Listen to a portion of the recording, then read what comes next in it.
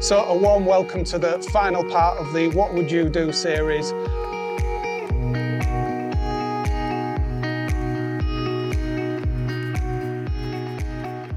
And as you can see, we've brought in a bit of a ringer, a person who knows this lake really well. You're gonna think I'm absolutely mental.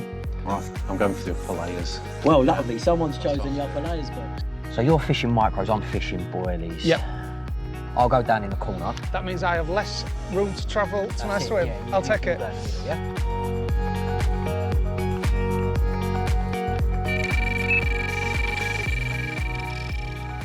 We've only been on for the afternoon and we've managed to get a bite over a baited area as well, because I put about 6 scoops of bait, as you saw.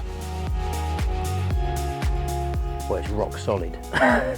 So, yeah, I think I'm pretty happy with that. I'm not going to do anything else. There we go. Happy days.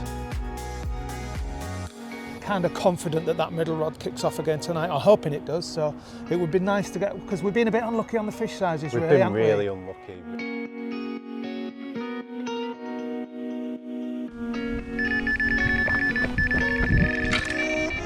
Haven't seen him yet, but he's moving a bit of water.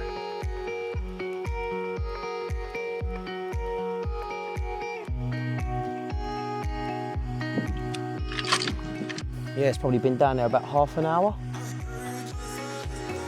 The scale pattern on this carp is absolutely mega.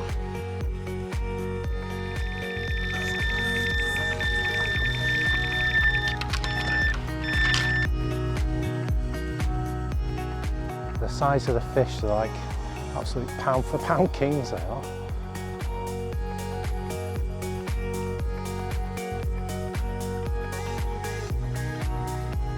We're going to call him Little Fins, because he's got all his fins are dead little. But look at him, wicked carp that.